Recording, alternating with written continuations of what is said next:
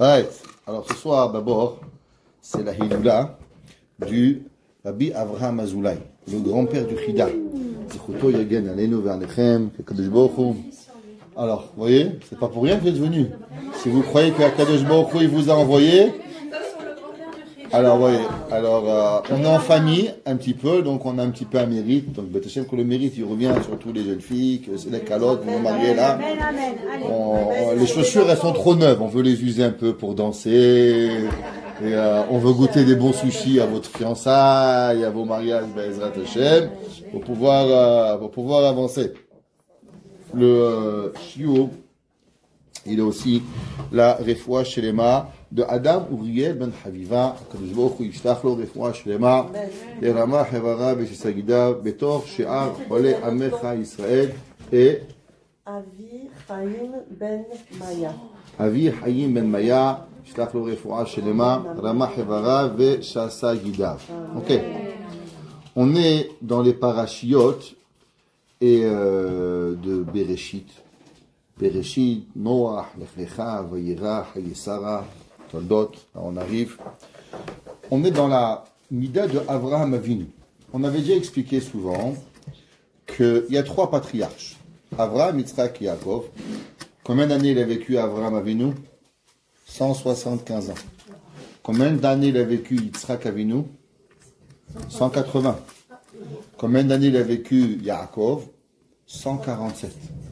Il y a Yitzhak Avinu, il est le patriarche où on en parle le moins. Pourtant, il a vécu le plus longue vie. Yaakov Avinu, 147, on en parle beaucoup.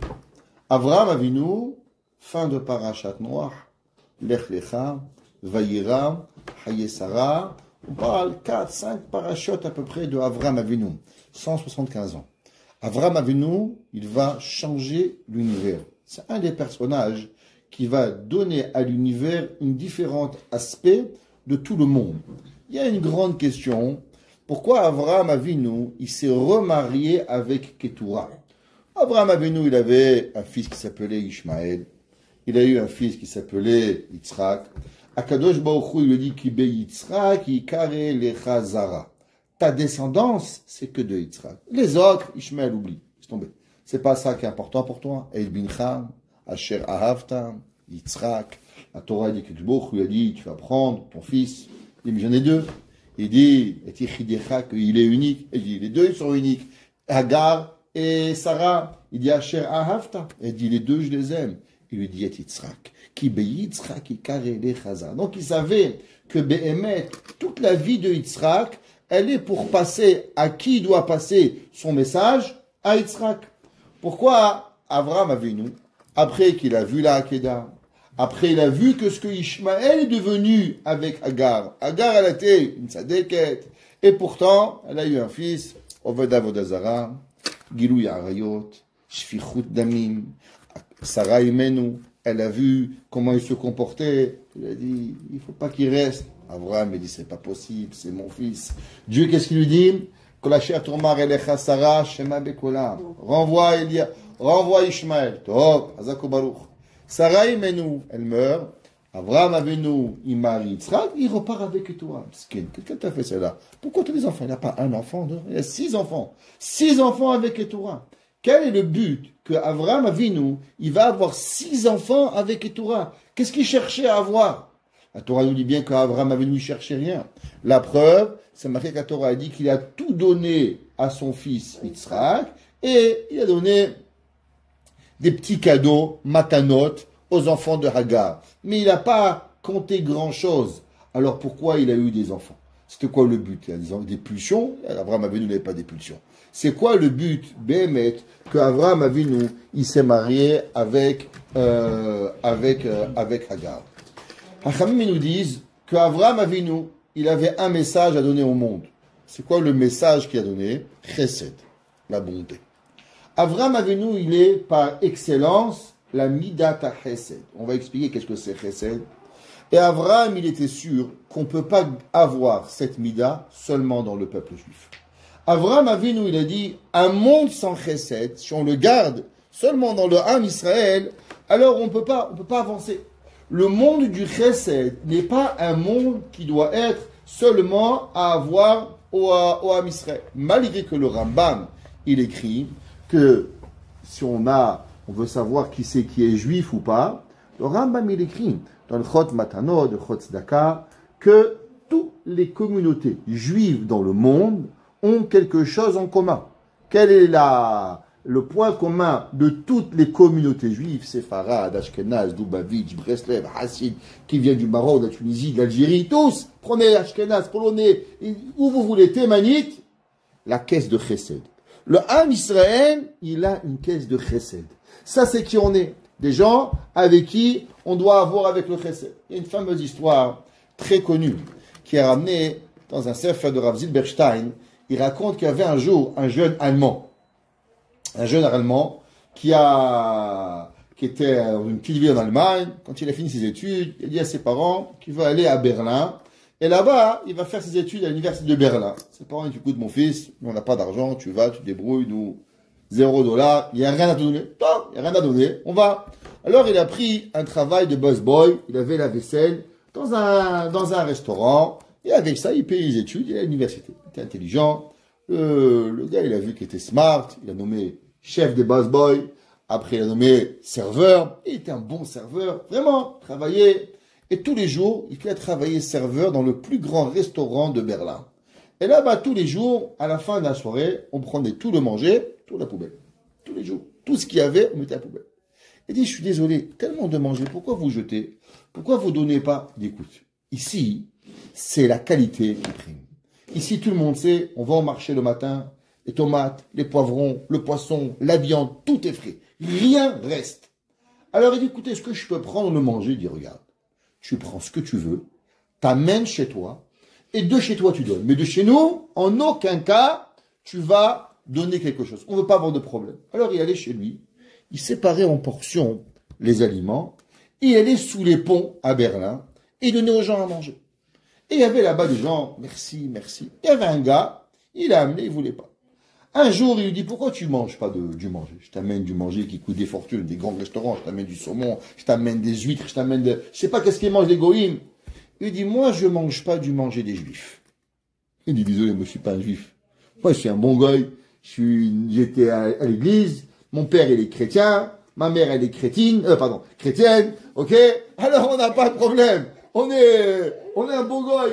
Il dit, non, toi, tu es un juif. Et moi, je ne mange pas des juifs. Bon, il va voir chez sa mère, il lui dit, Amen. Il dit, maman, est-ce que je suis juif? La mère, elle devient blanche. Elle dit, t'es juif. Il dit, comment je suis juif? Elle dit, regarde, ton père, il était un Allemand, moi j'étais une juive, pendant la guerre, il m'a sauvé, on n'a jamais rien dit, mais je suis juif, et toi tu es juif. Très perturbé, il revient sous les ponts, et il va trouver cet homme. Il dit, moi, comment tu savais que j'étais juif? Elle dit, regarde, des gens qui font des BA, des bonnes actions, il y en a plein. Mais comme toi, qui as amené le manger, tous les jours, avec amour, qui faisait ce chesed, il n'y a que les juifs. Et pour ça, je savais que tu devais être un juif. Mais moi, je hais les juifs. Je préfère crever de faim que de prendre et profiter d'un juif. Comme c'est qu'il lui a dit l'Allemand. L'Allemand, il lui a dit, moi, je veux pas être un juif. Donc c'est vrai qu'il y a du chesed chez les nations, mais chez les juifs, c'est encore mieux. On va comprendre quelle différence il y a entre le chesed des curés, le chesed des bonnes sœurs, et le chesed que la Torah nous donne. C'est pas le même chesed. Pourtant, Avraham Avinu, il a voulu avoir des enfants qui vont devenir des goïms, il le savait, parce que Agar n'était pas juive, pour donner dans le monde le chesed. Pour que des gens, ces enfants, vont se multiplier, des milliers d'enfants, ils vont tous avoir des enfants. Si vous vous demandez la question, pourquoi quand vous allez à Maxi, quand vous allez à un magasin, quelqu'un qui vous ouvre la porte, d'où ça vient? Mais ce chesed, il vient parce qu'Avraham Avinu, il a eu des enfants goïms qui ont inculqué le chesed à l'humanité. Chaque fois que vous voyez quelqu'un, quand il vous dit sourire, il vous dit bonjour, il est gentil. Pourquoi? C'est ça qu'Avraham Avinu, il a fait. Avraham Avinu, il a voulu créer le chesed à l'humanité. Qu'est-ce que c'est, Béhémet, le chesed? Le chesed, il est en vérité basé sur 3 principes. Je ne sais pas si on va arriver à débattre les 3 principes, mais le chesed, la bonté, elle est généralement partagée en 3. La première, Ahavat chesed. Aimer le chesed. La deuxième, les kabel koladam besever panim yafot. d'avoir et de recevoir chaque individu avec un sourire. On va voir que c'est pas seulement un concept, c'est une Mishnah, une Gemara dans Masechet Ketubot. Et troisième, faire du chesed avec sa femme et ses enfants, et ses petits-enfants, et les gens qui nous entourent. Il y a du chesed. D'abord, avant qu'on continue, quand le cours il devait être ailleurs, j'avais de la peine que ce cours il serait fait quelque part où je ne savais pas. Mais comme le cours il est ici, je suis très content. Une maison de chesed. Je suis content quand dans la maison de chesed, on a sévère panim yafot, on est toujours accueilli avec un sourire, on est toujours bien accueilli. Et Kadosh Baruch Hu, il a été mistovev que personne ne voulait cette semaine pour qu'on est venu ici. C'était pas rien pour rien. Hachem, il voulait que ce cours de chesed, il soit donné avec les bonnes personnes. Kadosh Baruch Hu, c'est comme ça qu'il a voulu. C'est marqué dans Tehilim. David Amelech, il écrit dans Tehilim 89, peut-être, Pasuk 3. Olam chesed yibane. Kadosh Baruch Hu, Olam, le monde, chesed, il a créé yibane. C'est pas marqué Olam chesed bana. Bana, c'est un passé. Mais Hachem, il dit Olam chesed yibane. Qu'est-ce que ça veut dire yibane? D'abord, Chachamim, ils nous disent que le chesed, c'est pas une action qui se fait et ça s'arrête. Le chesed, c'est quelque chose qui continue. De la même façon que Kadosh Baruch Hu mechadesh betuvo bechol yom. Kadosh Baruch Hu, il recrée le monde tous les jours. Les arbres qui poussent, les fleurs qui poussent, la pluie qui vient. Kadosh Baruch Hu, il entretient son monde à l'éternité.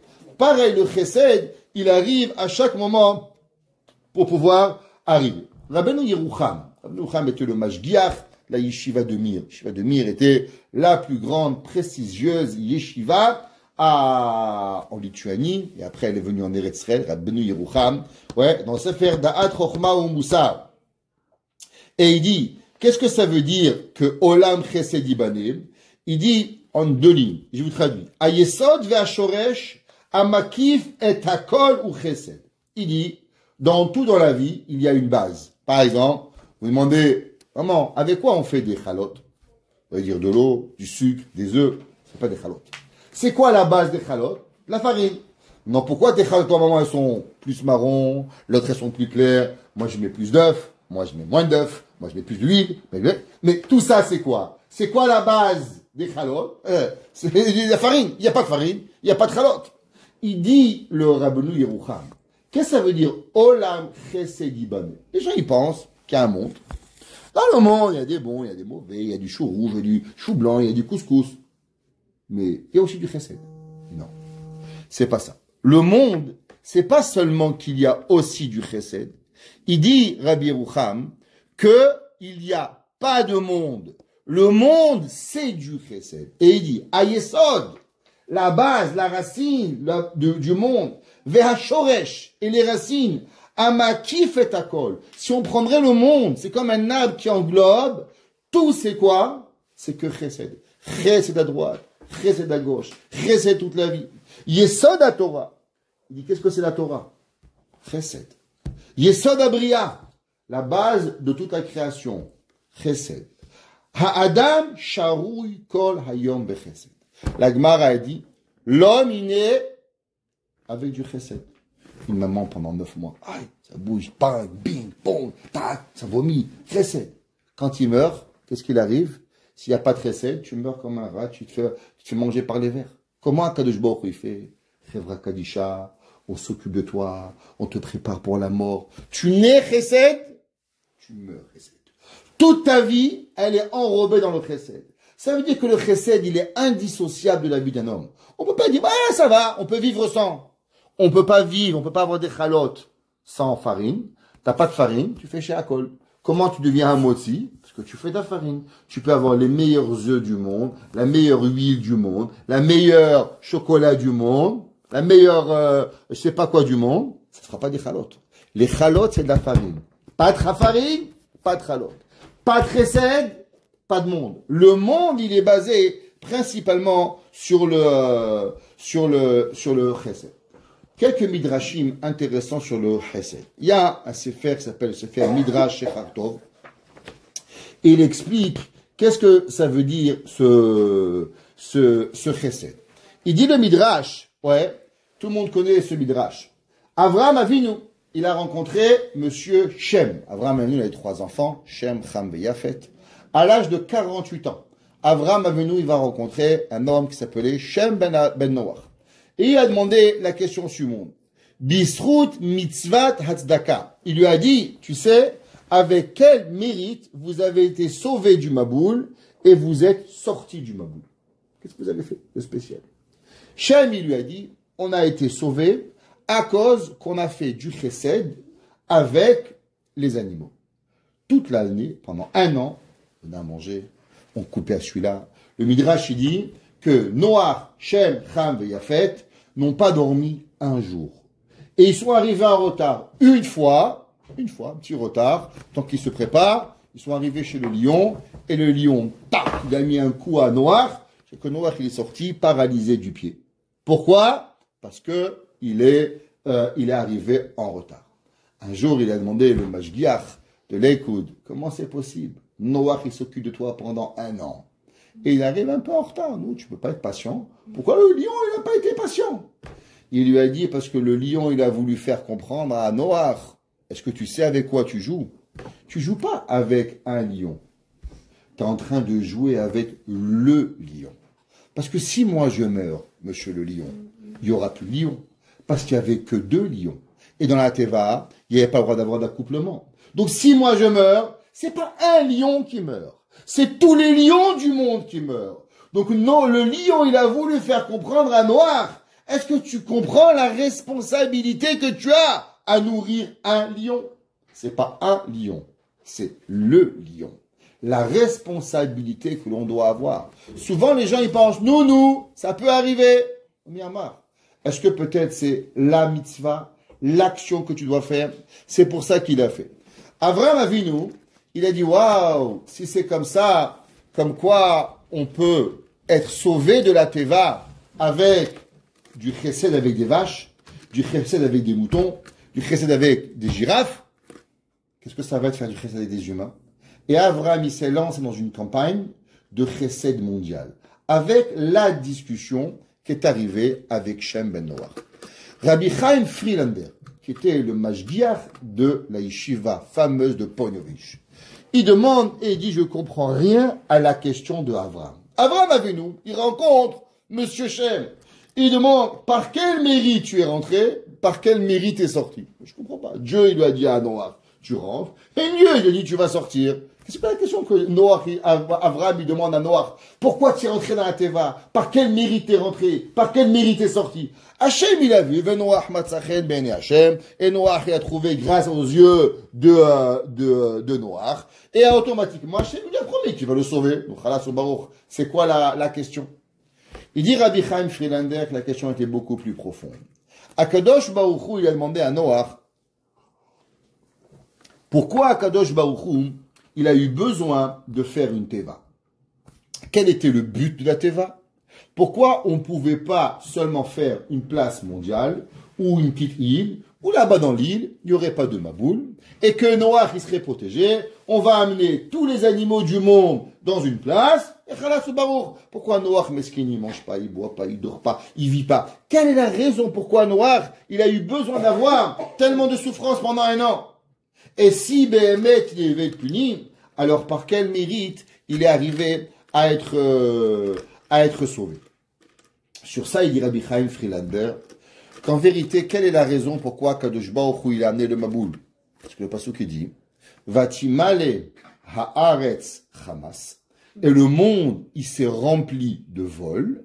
Alors Kadosh Baruch Hu a dit ça y est, il faut détruire le monde. Qu'est-ce que c'est le vol et qu'est-ce que c'est le chesed? Le Rambam, il écrit et il dit chaque mida que l'on a, pour pouvoir guérir la mida, il faut aller à l'extrême. Malgré que le Rambam il dit que quand on a, généralement, faut pas aller aux extrêmes. Les extrémistes, c'est pas bon. Quand on est trop religieux, à la fin on explose. Je sais pas, il faut garder les mitzvot. Quelqu'un qui devient fou, il veut prier du matin au soir, il veut pas manger, à la fin il va craquer. Ok, il faut manger, il faut boire, il faut dormir, il faut vivre, il faut être normal dans la vie. Ouais. Un jour, je demandais à Raphaël Kanievski, la Gemara a dit que un homme, quand il marie une kala, il faut vérifier ses frères. Comment ils sont ses frères? Yivdok be'achea. La Gemara ne dit pas qu'est-ce qu'on cherche, qu'est-ce qu'on vérifie chez ses frères. On demande à Raphaël, qu'est-ce qu'on vérifie? Il dit qu'il soit normal. C'est rare aujourd'hui. Il faut vérifier que les gens sont normaux, pas être fous. Les gens mangent, boivent, dorment, ils étudient, ils prient normalement, vivent une vie normale. Une vie normale, c'est important d'avoir. Alors, le Rambam dit que malgré qu'on doit vivre dans Shvil Hazahav, dans un milieu, mais quand on guérit une mida, pour enlever une mauvaise mida, il faut aller à l'opposé de la mida, parce qu'avec le temps, doucement, on va revenir au milieu. Il dit le Rambam, un homme qui vole, malheureusement, il a la maladie de kleptomanie. Vous connaissez la kleptomanie? Hop, il vole. C'est une vraie maladie, la kleptomanie, c'est pas une blague.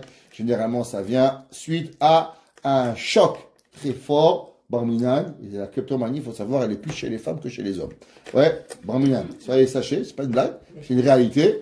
Kleptomanie, elle vient suite à un traumatisme. Alors, quelqu'un qui a la mida de vol, comment on guérit le vol? Qu'est-ce qu'il dit le Rambam? Le Rambam, il dit la façon de guérir le vol, il faut donner beaucoup de tzedaka. Il dit que la tzedaka, hachi bazbez mamono b'tzedaka, donne plein d'argent de tzedaka, ça va guérir le vol. Quel est le rapport entre la tzedaka et le vol? La réponse, elle est simple. Le vol, il vient parce que l'autre, il n'existe pas. Oui, l'autre, un beau pull, une belle chemise, un bon pyjama, un bon, je prends, je me sers. Pourquoi non? Je ne m'intéresse pas du sentiment de l'autre. Le Rambam, il dit, c'est quoi donner? Donner, c'est prendre en considération l'autre. Quand je donne, je dis, ah, tu as faim, ah, tu as soif, ah, tu as besoin. Alors, quand je te donne, alors automatiquement, je prends un besoin. Il dit, Raphaël Frilander, il dit, qu'est-ce que ça veut dire que Akadosh Baruch Hu, il a donné à Noach la Teva? Il dit, Bémet, Abraham avait Noach, il aurait pu vivre sur une île. Mais on n'aurait pas réparé la faute du monde. Quelle était la faute du monde? La faute du monde, c'était Batimal et Haaretz Hamas. Hamas veut représenter le vol. Akadosh Baruch Hu, il voulait deux choses. Bien sûr, nettoyer le monde et réparer le monde. Parce que c'est pas seulement suffisant de faire Sourmera. C'est Sourmera, va Setov. Donc il fallait enlever le mal et planter de nouveau le bien. Alors enlever quoi? Enlever l'égoïsme et replanter quoi? Replanter le bien. La Teva, Noach voyageait sur tout le monde. Et qu'est-ce qu'il faisait 24 heures sur 24? Chesed. Il dit Rabbi Chaim Frilander, la Teva, elle avançait. Et où elle passait était remplie de chesed. Alors c'est pour ça que Akadosh Baruch Hu, il a demandé à Noach de pouvoir faire du chesed pendant 1 an, de façon à ce que la Teva, elle circule à travers tout le monde. Et chaque endroit où la Teva, elle était, elle imprégnait l'endroit où la Teva, elle était, pour pouvoir créer et planter le chesed. Olam chesed ibané. Le monde, il pouvait pas se suffire d'avoir du chesed sur l'île de Pampaou, au fin fond du Pacifique. Il fallait que le chesed il vienne de nouveau à travers l'humanité. Et c'est pour ça qu'Akadosh Baruch Hu, il a choisi une teva. Et c'est pour ça qu'Akadosh Baruch Hu, il a demandé à Noach de faire le chesed à travers le monde. Il a dit à Abraham, waouh, si le monde, il a pu vivre avec un chesed, on a pu réparer le monde, avec un chesed, avec des moutons et des vaches et des éléphants. Imaginez-vous si maintenant, on met le chesed à travers le monde. Alors on va pouvoir changer, béhémet, tout le monde, de pouvoir y arriver. Akadosh Baruch Hu, sa volonté, Olam Chesed Ibané, c'est de vouloir faire du bien. Pourquoi? Akadosh Baruch Hu, il a Midet HaChesed. Quelle est la volonté du bien? La volonté du bien, c'est l'hérétive. C'est de vouloir faire du bien. C'est pour ça que Akadosh Baruch Hu, toute sa volonté, il a envie de faire du Chesed sans jamais s'arrêter. C'est marqué il y avait un grand rav qui est Miftar il n'y a pas très longtemps, à Bnei Brak, qui s'appelait Rav Michael Yehuda Levkovitch. Je ne sais pas si vous avez entendu parler, il était le Rosh Yeshiva Ponyovitch, Mamash, quelqu'un de grand, énorme.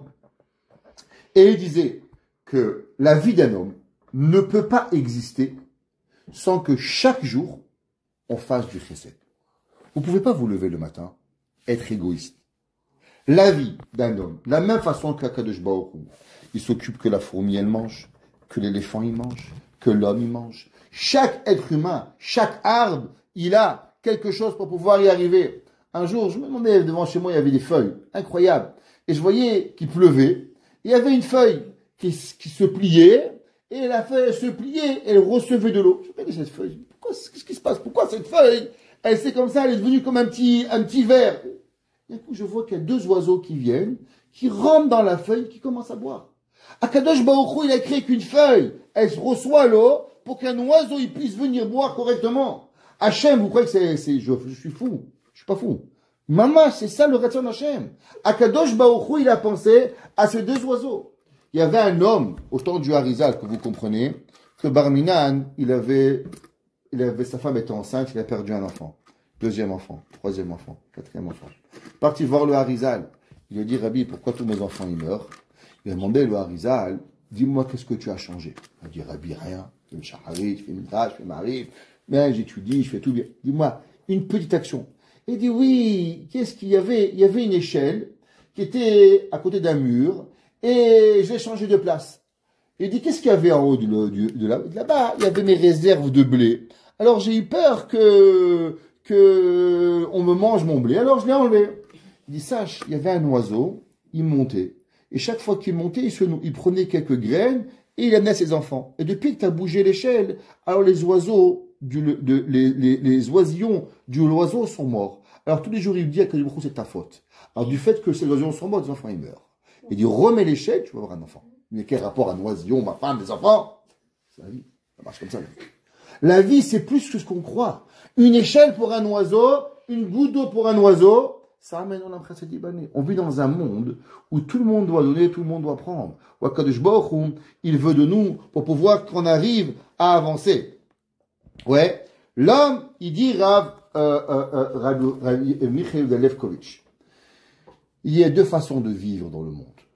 Il y a ce qu'on appelle la politesse, l'humanisme, et il y a le chesed. Par exemple, on peut ouvrir une porte à quelqu'un parce qu'on est poli, parce qu'on n'est pas un sauvage. Tov.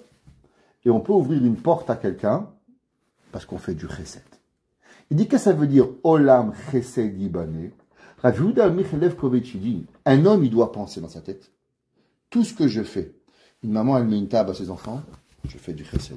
Un enfant il est de sa maman, il fait du chesed. Pas je te fais un chesed pour te faire plaisir, parce que je veux être mitrased. Je vais à la synagogue, je fais du chesed. Toute ma vie, elle doit être avec le chesed. Il disait Rav Yehuda Michelevkovitch que même à la yeshiva, même à la synagogue, un homme, il peut faire tout ce qu'il fait pour faire du chesed. À la yeshiva de Rav Shmuel Kaminetsky, que je beaucoup donnerai foi chez les mains, que centenaire, que je beaucoup on a le mérite d'avoir un homme qui avait connu les géants de la Torah, Rav Shmuel Kaminetsky. Et il a instauré dans sa yeshiva, petite chose, mais qui change l'attitude de quelqu'un. Matin, allez aux toilettes, remplissez le kéli, vous versez. Il a dit Rav Shmuel, pendant que tu t'essuies les mains, ça te coûte quoi de laisser le kéli couler pour le prochain? Pour que quand le prochain il arrive, il a de l'eau qui est déjà prête. Elle n'est pas aussi froide, surtout au Canada. Et pas chez vous quand vous levez les mains, c'est gelé. Il a dit Rav Shmuel, pourquoi? Ça te coûte quoi de remplir le kéli de l'autre?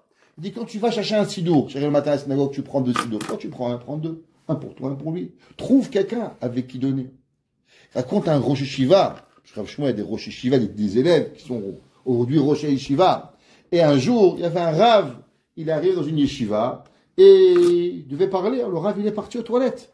Alors, aux toilettes, il a pris chez Rav Shmuel. Après qu'il a fini de se laver les mains, il a rempli le kéli. Le Rosh Yeshiva dit, t'as appris chez Rav Shmuel? Il dit, tu sais? Il n'y a que les élèves de Rav Shmuel qui remplissent le kéli. Il dit, moi aussi j'ai appris chez Rav Shmuel. C'est-à-dire, on peut changer une génération. Avec quoi? Avec un acte de bonté. L'homme, il doit s'ingénier. Oui, le chesed. Comment faire? On est là, on dit merci, merci madame. On aurait pu nous recevoir avec un verre, non, un coca, une bouteille d'eau, des fleurs sur la table. Ça change d'attitude, au revoir. Chaque petit détail, il fait montrer que le cours, il va être mieux. C'est pas rien de recevoir, d'avoir. On prend, comme il dit, on prend un sidour. À la yeshiva de Kamenitz, les Bachurim, quand ils arrivaient, ils arrangeaient deux shtender. Un pour lui, un pour son copain. On lui demandait pourquoi. Il a dit, parce que je peux pas étudier sans avoir déjà commencé ma journée avec un chesed. Le prochain qui vient, au moins la place elle est prête. Il y avait des Bachurim à la yeshiva de Radin. C'est les pris sur eux, en étudiant en binôme. Alors, un, il a une place, l'autre, il a la place. Le premier qui est arrivé, c'est pas comme maintenant le chauffage, 25 degrés, Baruch Hashem, il faisait froid. Le premier qui est arrivé, il s'asseyait sur la place de l'autre. De façon à ce que quand il arrive, l'autre, sa place elle soit chaude. Alors il va plus tuer plus vite. Pourquoi? Parce que déjà, toi, tu as froid. Déjà, tu es tout seul, tu étudies à moitié. Mais quand l'autre, il va venir, si encore tu dois chauffer sa place, alors on va perdre du temps. Alors il s'assied à la place de l'autre, pour que quand l'autre, il vient, alors je vous donne ma place. Automatiquement, on est déjà chaud dans l'étude, on peut commencer à étudier. Est-ce qu'on peut comprendre ce que c'est Olam, Chesedi Bané, pour pouvoir y arriver? Ce qu'on appelle, chez Chachamim, Gemilut Chassadim. Gemilut Chassadim, c'est quelque chose qui est pour pouvoir arriver. C'est pas juste une chose, vous savez, il y a des midotes, faut pas s'énerver, c'est bien. Faut pas... Mais il y a des choses qui sont des piliers de la vie. Tout le monde y connaît la première Mishnah, le premier péril de Masechet Avot. Qu'est-ce qu'elle dit la Mishnah dans Masechet Avot? Shimon Hatzadik Haya Misheyare Keneset Hagedola. Perek Aleph Mishnah Gimel. Shimon Hatzadik était Kohen Gadol au temple du deuxième temple. Il était juste avant l'histoire de Hanouka. Il était le Kohen Gadol au temps de Alexandre le Grand. Quand Alexandre le Grand l'a vu, il a dit, celui-là c'est un ange, c'est pas l'humain. Fameuse histoire de Alexandre le Grand. Il a dit, Shimon Hatzadik Misheyare Keneset Hagedola. Et qu'est-ce qu'il dit? Ashtosha devarim haolam omed. À la Torah, à la Avoda, ve'al gemul hasadim. Ça veut dire quoi? Chesed, c'est pas un plus. Chesed, c'est quelque chose que le monde y tient. Il n'y a pas de chesed, le monde il n'existe pas. Vous pouvez pas faire tenir le monde s'il n'y a pas de chesed. Pourquoi Avraham Avinu, il a décidé de faire du chesed? Une seule chose. Chesed. Il y a dans la Gemara dans Sanhedrin, Gemara incroyable pour comprendre qu'est-ce que c'est l'importance du chesed. Je sais que vous savez tous le chesed. Ce soir, c'est pas seulement, c'est pour vous donner, nous donner à chacun de nous encore plus de raisons de faire le chesed. La Gemara, elle dit que les élèves de Rabbi Elazar, c'est qui Rabbi Elazar? Rabbi Elazar Gadol, grand maître du Talmud, ils lui ont demandé, les élèves, vous savez, une des périodes les plus dangereuses et les plus épeurantes de l'histoire juive. C'est quoi la période qui est la plus triste et que tout le monde a très très très peur? C'est pas la sortie d'Égypte. C'est pas la destruction du premier temple. C'est pas la destruction du deuxième temple. Mais c'est la Milchemet Gog Magog. Milchemet Gog Magog, c'est une période qui fait très très peur. La Gemara dit Aïté velo achamena. Il y avait des rabbins qui disaient je veux Mashiach, mais je suis pas capable de pouvoir vivre. Vaut mieux que je meure que je vois pas. Aïté, qui vient, velo achamena, je veux pas le voir. J'ai trop peur de ça. C'est pas stable. Les gens, ils pensent, ça va s'amuser, tout est beau, tout est bien. Oh, attention. C'est une période qui est difficile, des morts, par menace, faut prier Hachem, c'est Berachamim, que Kadosh Baruch Hu nous donne avec miséricorde. Bien sûr, on peut tout changer. Mais Chachamim, ils ont très peur de cette période-là. Alors, ils ont demandé à Rabbi Elazar. Dis-moi, Rabbi Elazar, comment on peut s'en sortir? Il n'y a pas un petit truc pour t'en sortir de Chavé Mashiach? Ah, il y a un petit truc. Rabbi Elazar, il a dit, bien sûr, Yasod Batorah Begimut Chasadim. T'as pas le choix, mon frère. Torah, Chesed. Il n'y a pas de Torah, il n'y a pas de Chesed, barbecue. Tu vas à Barminan, dangereux pour pouvoir y arriver. Il y avait un jour le Rav Soloveitchik. Le Rav Soloveitchik. Vous savez, à l'époque, à la Première Guerre mondiale, il faut comprendre que la Première Guerre mondiale elle a fait plus de morts que la Deuxième Guerre mondiale. Elle a fait 50 millions de morts en Europe. À la fin de la Première Guerre mondiale, il n'y avait plus d'hommes. Pourquoi vous croyez que les femmes sont parties au marché du travail? Il n'y avait plus d'hommes. Les hommes étaient tous morts. Ils ont été bombardés, c'est là qu'il y avait les tanks, c'était terrible, terrible. Et même ceux qui étaient revenus de la guerre, Barminan, tous fous. Les gens tremblaient, c'était catastrophe. 4 ans, disait un petit peu l'histoire, ça s'appelle la Grande Guerre. C'était terrible. Qu'est-ce qui s'est passé à la Grande Guerre? Alors, Barminan, en 1918, c'était en 1916, le Chafetz Chaim a été parti de sa place de Radin. Ils ont rencontré le Chafetz Chaim. Et eux demandaient, Rabbi, tu peux nous donner un petit conseil là, parce que on n'en peut plus. Les morts, tout le monde mourait, hommes, femmes, enfants. 50 millions d'hommes, je ne sais pas si vous imaginez ce que ça veut dire. L'Europe, c'est comme si toute la France entière a disparu. Oups, il n'y a plus personne. Dieu préserve. Terrible, qu'est-ce qui est arrivé? Alors, on demandait au Chafetz Chaim, Qu'est-ce qu'on pourrait faire pour pouvoir s'en sortir de tous ces malheurs? Écoutez, qu'est-ce que le Chafetz Chaim il a dit. Il a dit le Chafetz Chaim, Im yasfu kol gdolei adorot. Il dit, si on va prendre tous les grands rabbins de toutes les générations, Rashi, le Rambam, Rabbeinu Tam, le Ibn Ezra, le Shulchan Aruch, le Harizal, prenez tous les grands rabbins de toutes les générations du monde, et on va tous les amener sur une grande table, et on va leur poser la question, monsieur les rabbins, comment on peut s'en sortir de ces problèmes que nous avons, Barmenan ou le peuple juif est en train de s'offrir? Il a dit le Chafetz Chaim, ils ne pourront pas trouver une meilleure réponse et une meilleure astuce que la réponse de Rabbi Elazar Gemilut Chassadim. Il a dit le Chafetz Chaim, même le Harizal, le Rambam, le Ramban, personne ne pourra trouver une meilleure solution que Gemilut Chassadim. Il y a une femme en France, elle a écrit un livre, s'appelle Mrs. Rothenberg, sur sa période dans la Shoah. Et elle raconte, elle dit, comment des gens ont passé 2 ans, 3 ans, 4 ans, 5 ans à Auschwitz. Et elle répond, une seule chose. C'est pas, nous on a un problème au travail, on rentre à la maison, on met les pieds sur le fauteuil. Chérie, 2 minutes, c'est le calme un petit peu. Ok? Chérie, tu me donnes un café, les enfants, papa, tu vas bien, maman, tu es... On a un peu de calme. Si ça va pas, on rentre dans notre chambre, on prend un bon lit, une bonne nuit, on trouve une solution. Mais imaginez-vous, jour après jour, heure après heure, année après année, pas de répit. Ton copain qui meurt, ta copine qui meurt, tes enfants qui meurent, ton mari qui meurt. Barminan, comment on arrive? Madame Rothenberg, elle a dit, vous savez qu'est-ce qui a créé d'avoir un petit peu, de trouver de l'humanisme et de rester normal? Le chesed qu'il y avait à Auschwitz. Vous savez qu'est-ce qui a tenu les gens? Elle dit, par exemple, à Auschwitz, il dormait 6 dans un lit. Celui du milieu, il avait plus chaud que celui qui dormait sur les côtés. Il n'y avait jamais la même personne qui dormait au milieu. Il s'échangeait chaque nuit pour que un il dorme, il a une nuit pour avoir plus chaude. Quand un il mangeait, il y avait un peu de manger en plus, on le partageait tous ensemble. Quand un il allait chercher à boire, ça n'existait pas d'aller boire tout seul. On partageait la boisson. Le chesed. Il a dit le Chafetz Chaim, vous savez comment on peut s'en sortir? Cherchez pas d'autre solution. Gemilut Chassadim. On entend des histoires, Montréal, ils cassent des maisons, ils font des manifestations à Paris, dans le monde. Tout le monde a peur. Et on se demande, qu'est-ce qu'on peut faire? Alors le premier réflexe, c'est on ferme les portes. Le Chafetz Chaim, il ne faut pas fermer les portes, il faut ouvrir les portes. Invite, donne, partage. Parce qu'il n'existe pas d'autrement pour pouvoir arriver à avoir du chesed. La Gemara, dans Masechet Peah. Masechet Peah, elle dit, dans le Perek Dalet, à la Chakaf, dans Tosefta, dans Peah, elle dit, qu'est-ce que c'est le chesed? Ça sort de Mashiach. Tov, oh Hashem, Mashiach, il va venir. Il faut qu'il arrive, Mashiach. Elle dit, vous savez, qu'est-ce qui est écrit?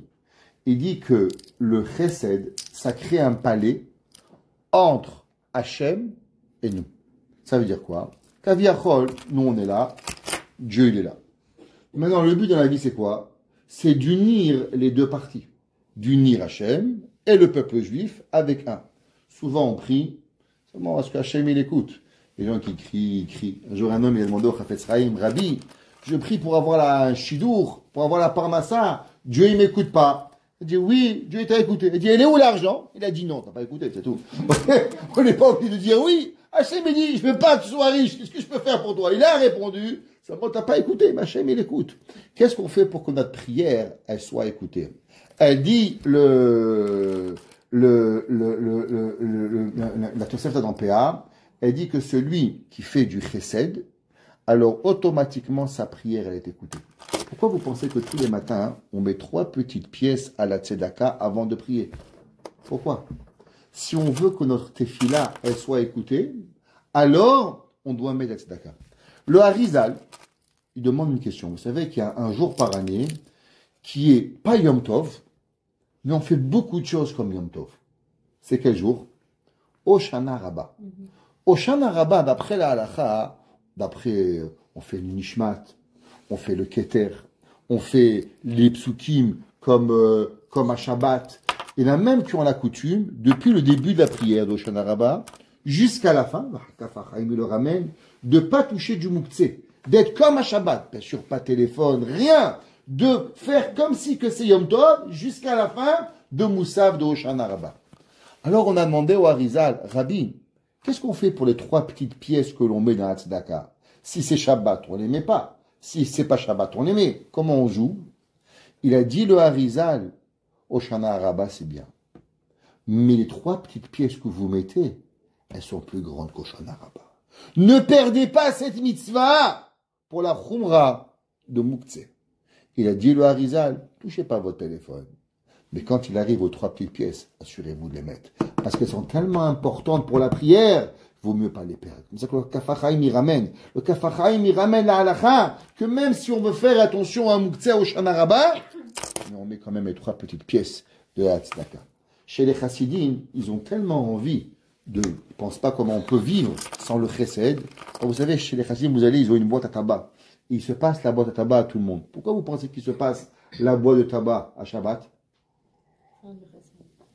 Parce que du fait qu'ils ne peuvent pas donner la tzedaka, alors au moins qu'on a pensé à l'autre. Chacun il achète un tabac, il sent l'autre. On fait du chesed l'un avec l'autre. Pourquoi? Parce que comment notre prière, elle peut arriver au ciel pour pouvoir y arriver. Le Yerushalmi dit aussi, c'est marqué que grâce à quoi on va avoir la vie longue, la longévité, seulement avec le chesed. Le chesed, ça amène la longévité pour pouvoir y arriver. Et si on n'a pas de chesed, alors on peut pas arriver.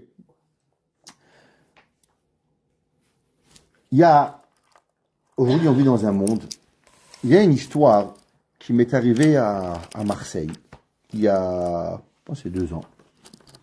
Je suis resté choqué. Choqué. C'était quoi l'histoire?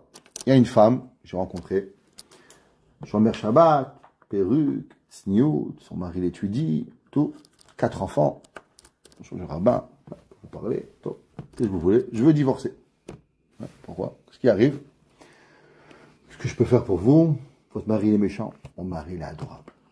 Le mot de Pranassa, mon mari il est chirurgien, Dainara il fait 5 millions d'euros par mois, il n'y a rien à dire.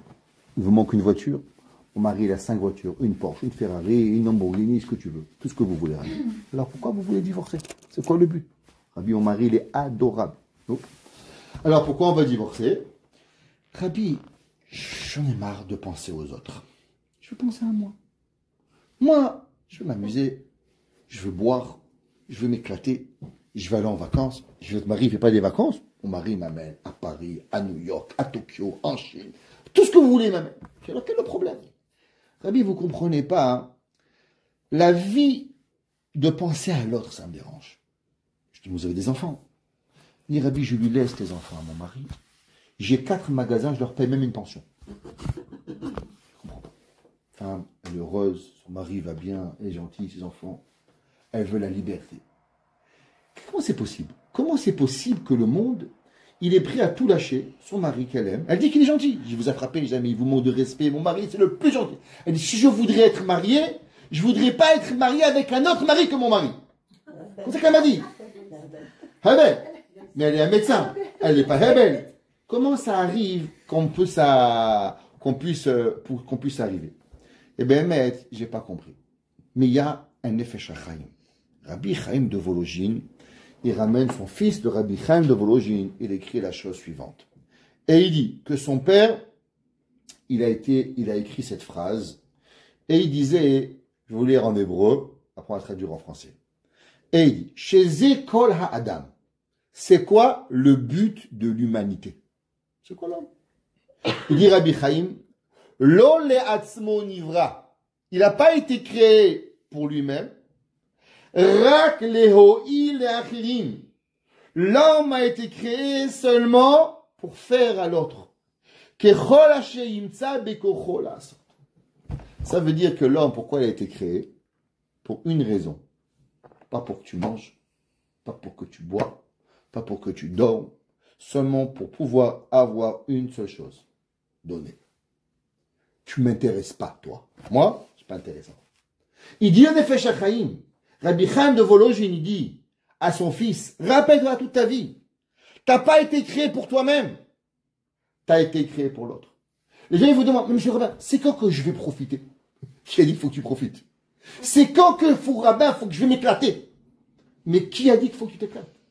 Si Rabbi Chaim de Volojine, il a dit à son fils qu'en vérité l'homme, il n'a pas été créé pour lui-même. Ça veut dire que l'homme, en vérité, il peut devenir tellement égoïste qu'il veut pas d'enfant, il veut pas de mari, il veut rien. Et même s'il a trouvé le mari idéal, ça lui suffit pas. Parce qu'elle est où, moi? Où j'existe? À quel moment j'existe? Rabbi Chaim de Volojine nous dit, tu n'as pas compris. Tu n'as jamais été créé pour toi. Un arbre, pourquoi il a été créé? Pour faire des pommes. Pour que je mange. Et quand il ne fait plus de pommes, on fait une chaise. Je comprends pas. Je vis, je grandis pour faire une chaise. Ouais. Parce que le but, c'est pas toi. Une pomme, elle est plantée. Elle grandit, elle grandit, elle grandit, elle a deux choix. Deux choix, la pomme. C'est quoi le choix? Où je la prends, et qu'un homme il fait une belle bracha, boré, péri, haetz, et il te mange, il te détruit. Ou bien tu pourris par terre. Et tu deviens quoi? Rien. Ou bien tu as donné, et tu as rendu plaisir à un homme, à quelqu'un, à une femme, à un enfant. Tu as rendu du plaisir à quelqu'un. Alors tu es devenu une pomme. Et si tu ne deviens pas une pomme, parce que tu n'es pas été mangé par quelqu'un, alors tu deviens de la pourriture. Vous comprenez tout sur une pomme. Vous comprenez tout sur une orange. Vous comprenez tout sur un grain de raisin. Eh bien, c'est exactement pareil pour l'homme, il dit Rabbi Chaim de Volojine. L'homme n'a pas été créé pour soi-même. L'homme, il a été créé pour donner. Ou tu donnes et t'existes, ou si tu prends, t'existes pas. Et ça, c'est le danger. Le char était Teshuvah. Rabbeinu Yonah, Rabbeinu Michirundi, 12e siècle, contemporain du Rambam et du Ramban, Nachmani. Et il dit qu'il y a des mitzvot que tout le monde fait attention. Par exemple, tout le monde, une mitzvah, plus que Shabbat, les gens font attention. Même les gens qui font pas Shabbat, qui mangent Shabbat, qui fument Shabbat, mais il y a une mitzvah qui vont faire attention. De jamais prononcer le nom de Dieu en vain. Demande à un juif de blasphémer le nom de Dieu. Dieu préserve, je suis rabbin, Hachem, Elohim. Ils font ça. Pourquoi? Ils ont peur. La Gemara a dit qu'au moment où Dieu a dit Lotisa et Shemo la shav, tu ne diras pas mon nom en vain, Nizdazea kol haolam kumulo. Tout le monde y a tremblé. Personne n'y va dire le nom d'Akadosh Baruch Hu en rien. On a fait un safek, un homme il a fait une bracha, il n'a pas fait de bracha, tu ne répètes pas la bracha. Pourquoi? Ça fait brachot lehakel. Shalom bracha levatala. C'est super grave de faire. Tout le monde, il sait cette mitzvah. Tout le monde sait, attention, on ne prononce pas le nom d'Akadosh Baruch Hu en vain. Et il dit le Rabbeinu Yonah. Mais en vérité, il y a une autre mitzvah où on devrait trembler de ne pas la faire. Il dit c'est quoi? La même façon que le monde, il a tremblé. Quand le Akadosh Baruch Hu, il a créé le monde, il y a des tensions. Celui qui dit mon nom en vain, je peux détruire le monde. Il y a encore une mitzvah que si on ne fait pas le monde, il va se détruire. C'est quoi? Chesed. Il dit Rabbeinu Yonah, Vechen gemilut chasadim. C'est pas une petite mitzvah, c'est une mitzvah positive. L'homme, il est chayav de se fatiguer. Il dit comme ça Rabbeinu Yonah. Qui chayav adam. Il est obligé un homme, l'itroar, de se fatiguer. Bedrishat tov le amo, de se préoccuper de chaque personne. Velishkol be'amal nafsho, et de se fatiguer al takanat ravero, qu'il soit riche ou qu'il soit pauvre. Et il dit ça, c'est une des chumrot à ikarim minadrashim mina adam. Et il dit Rabbeinu Yonah, se soucier de l'autre, c'est une obligation de l'humain. Vous savez, le Chafetz Chaim, durant la guerre 14-18, il n'a pas dormi sur un lit pendant 4 ans. Pourquoi? Il dit, comment moi je peux dormir dans un lit quand il y a des juifs soldats qui dorment par terre? Le Chafetz Chaim, il a dormi par terre. Le Rav Kodolitsky, le Jean de Rav Chaim Kanievski, depuis 1 an, depuis le 7 octobre, il ne dort plus dans son lit. Il a mis un bout de bois sur son lit. Pourquoi? Comment il y a des soldats, il y a des captifs, des captives qui dorment par terre, dans des trous, et moi, avec mon 5 étoiles? Comment c'est possible? Oui, là. Ouais, oui, le sentiment d'un autre. Oui, le sentiment d'un autre. Quand j'étais petit, on me racontait qu'il y avait les Juifs, je n'ai pas grandi, qui avaient souffert à la 2e Guerre mondiale. Et de l'autre côté, il y avait les Juifs en Amérique. Et j'avais toujours une question. Est-ce que les Juifs en Amérique, ils se mariaient, ils avaient des enfants? Comment ça se passait? D'un côté, on était tués, de l'autre côté, on fait la fête.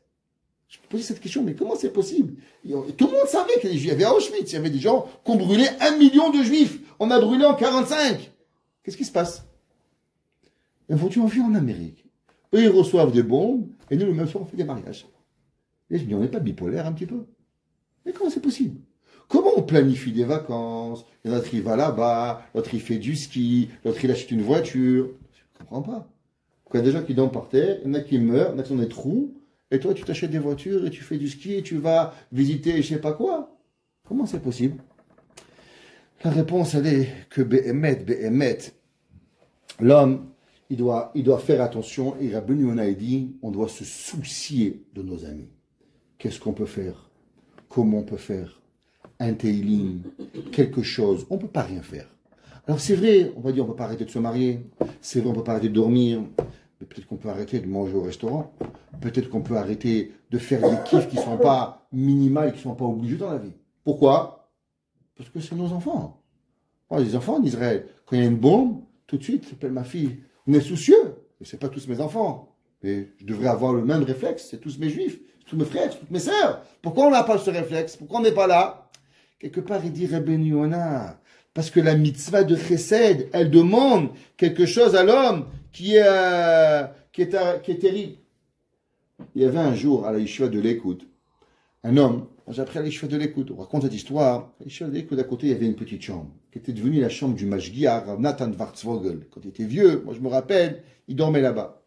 Et il y avait un jour de Kippour, un vieux monsieur, qui se sentait mal, il était passé Kippour à la yeshiva, et après, vers l'après-midi, alors il n'arrivait plus à se sentir bien, alors il a demandé est-ce qu'il pouvait aller là-bas dormir. Alors le Rav lui a dit va, il a pris un barreau, il dit viens, il dit va t'occuper de ce monsieur, il dit reste avec lui jusqu'à la fin de Kippour. Le barreau il lui a dit Rabbi, mais dans une demi-heure c'est Neila, vous voulez que je vais dans une chambre avec un vieux et je rate Neila? C'est pas possible, Neila! Toute la yeshiva, on attend Neila! Le Rav lui a dit, et alors? Du Neila, peut-être ça passe, peut-être ça casse. Mais Gimut Chassadim, c'est sûr que ça passe. Il lui a dit, Rabbi Aaron Kotler, est-ce que tu comprends ce que c'est Gimut Chassadim? Aider un vieux monsieur qui essaie de faire Kippour, qui se sentir tout seul dans une chambre. Comment il va se sentir? Quand il va être accompagné, savoir s'il y a quelqu'un à côté de lui, s'il a donné un verre d'eau, s'il a donné quelque chose, alors automatiquement, il va arriver. Rabbi Aaron Kotler nous a appris que l'homme, c'est pas où tes priorités tu penses. Toi, tu pries pour toi, que tu vas naître là. Hachem, donne-moi une longue vie. Hachem, donne-moi. Hachem, fais-moi. Et moi. iPod, iPhone, et you pay. Ok? Tout aïe. Mais c'est Rabbi Aaron, c'est pas ça la vie. L'homme, il n'a pas été créé pour toi. Tu as été créé pour qui? Tu as été créé pour pouvoir créer quelque chose d'autre, pour pouvoir donner à l'autre d'y arriver. La Gemara, dans Masechet Sota, elle dit, c'est marqué, Ahare Hashem Elokechem Telechu. Après Dieu, vous allez devoir y aller. La Gemara dit, qu'est-ce que ça veut dire qu'on doit aller avec Kadosh Baruch Hu? La Gemara demande, est-ce qu'on peut aller après Dieu? Dieu c'est du feu, tu vas te brûler. Comment tu peux aller avec Kadosh Baruch Hu? La Gemara, elle dit, la même façon que Dieu, il habille les démunis. La Gemara dit, d'où tu sais? Adam Arishon. Adam Arishon était nu. Qui c'est qu'il a habillé? Kadosh Baruch Hu. Tous les bébés, voir un homme qui n'a pas des habits, c'est une mitzvah, la Gemara dit, de s'assurer que hommes, femmes, enfants, ils ont les habits nécessaires. Je n'ai pas dit qu'il faut leur acheter Pierre Cardin. C'est plus la mode, Pierre Cardin, je ne connais pas les marques. Ok? Mais, Saint-Laurent, ok? Voilà, qu'est-ce que c'est? Acheter que quelqu'un, il a besoin, qu'est-ce qu'il a besoin d'avoir? D'accord? La Gemara dit, Bikur Cholim. Hachem, il a fait Bikur Cholim. D'où on sait ça? Avraham Avinu, Parashat Vayera, la semaine dernière. La Gemara, de la même façon qu'Hachem il fait Bikur Cholim, c'est une mitzvah à toi de faire Bikur Cholim. Ouais, la Gemara dit à Kadosh Baruch Hu, il a fait Nichum Avelim. Kadosh Baruch Hu aussi. La Gemara dit Hachem, il a enterré les morts. Il a enterré Moshe Rabbeinu. Parce qu'Hachem, il ne voulait pas que Moshe Rabbeinu, on sache où il est mort. Il aurait pu faire qu'un trou et s'ouvre et qu'il tombe tout seul. Non, Hachem s'est occupé de lui. La Gemara dit pareil, une mitzvah à nous, de faire et d'enterrer les morts pour pouvoir y arriver. D'accord? Beaucoup des Rishonim, le Rabbeinu Behaye dans Kadakemach, le Rabbeinu Yonah dans Sharet Teshuvah, le Ramban, tous ces Rishonim, ils pensent que la mitzvah de faire du chesed, c'est pas une mida.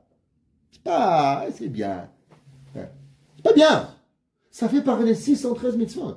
C'est une des 613 mitzvot de la Torah. T'as accompli une mitzvah. Il y a même une fameuse question. Pourquoi on ne fait pas une bracha quand on fait du chesed? C'est une mitzvah. Quand vous faites kiddush, Asher kiddush nodat tzivanu. Quand vous allumez les bougies de Shabbat, Asher kiddush nodat tzivanu. Alors pourquoi vous ne ferez pas du Asher kiddush nodat tzivanu quand vous faites du chesed? La réponse, elle est parce que ça va embarrasser l'autre.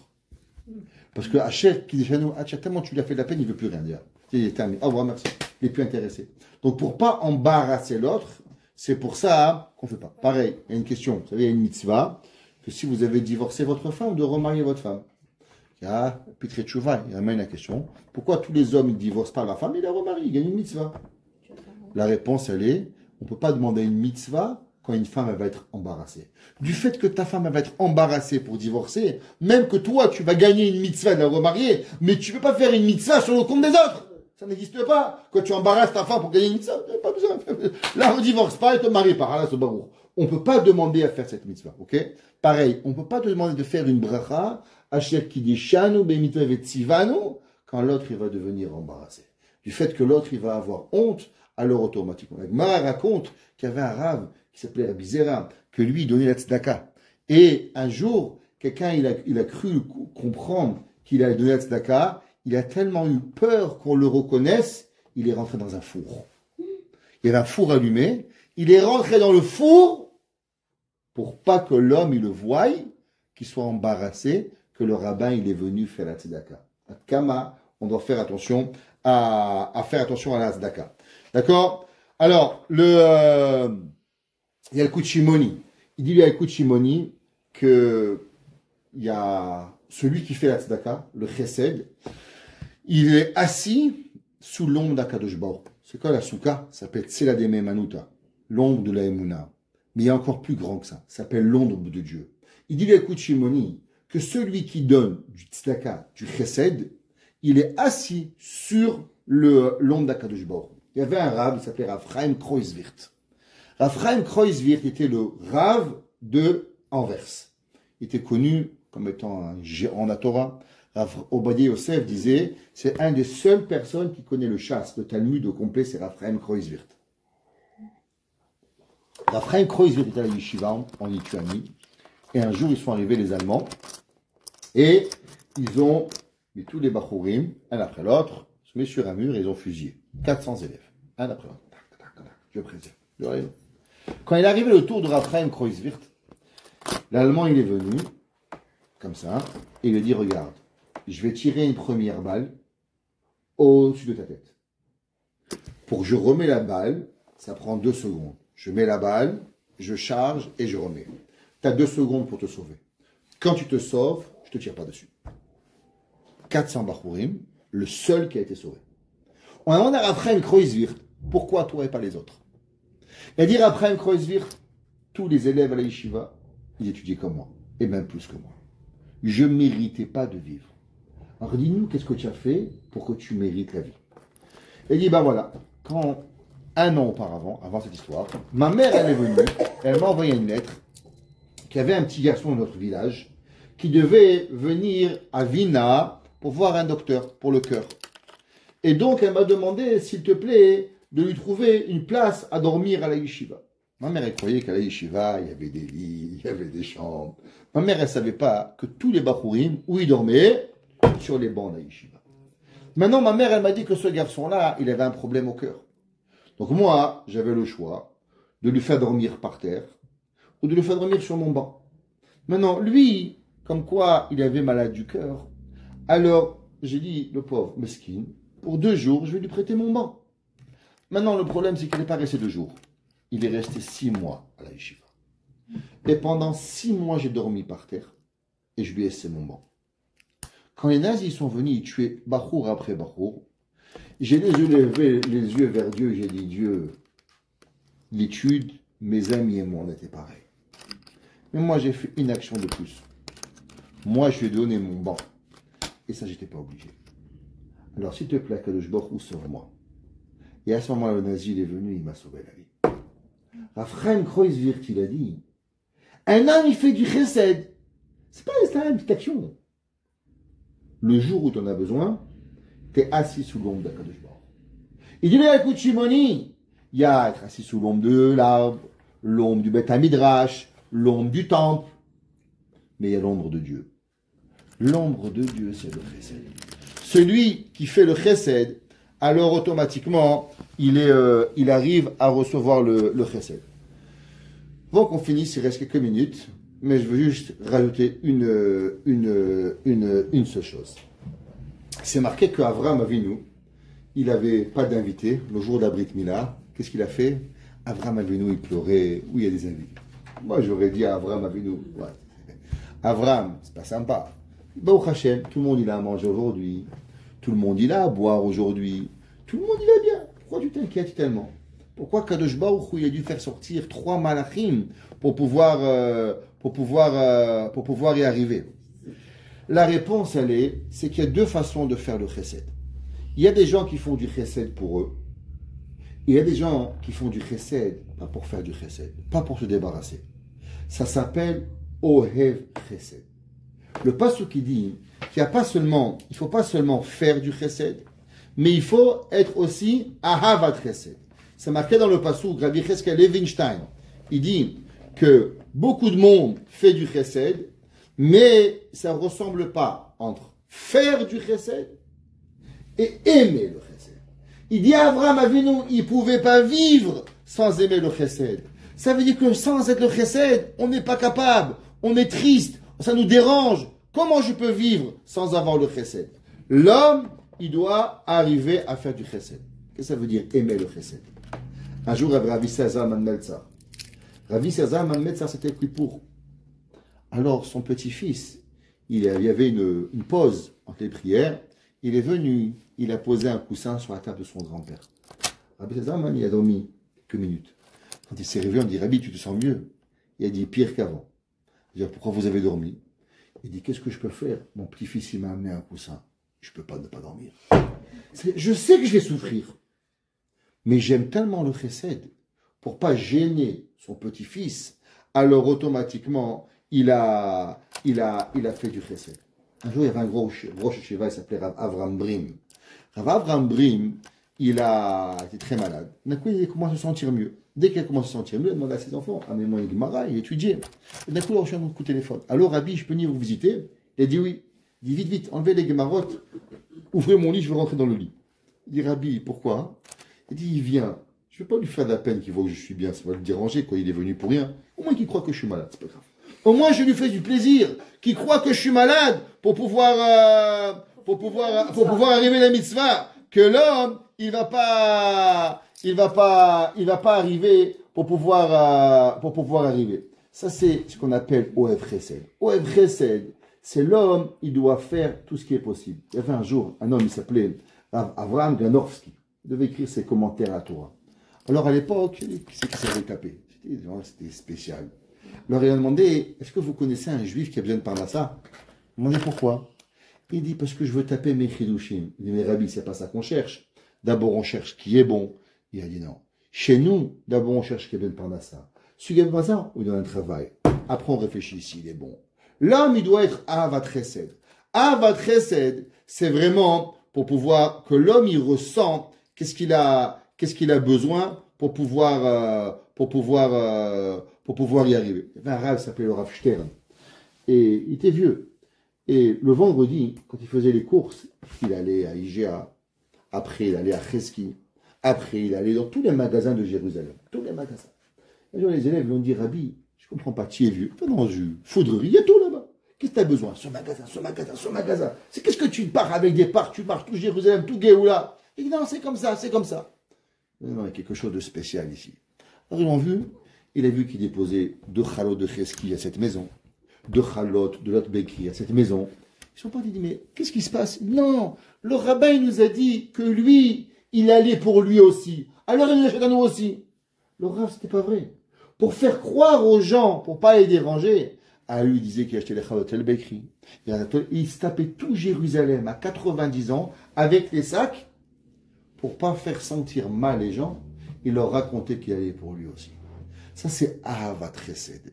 Aimer le Chesed, ça veut dire que l'homme, il doit pouvoir vivre chaque seconde de sa vie, à savoir où est-ce qu'il est, comment on avance, qu'est-ce qui arrive pour pouvoir arriver à la mitzvah de Ahavat Chesed.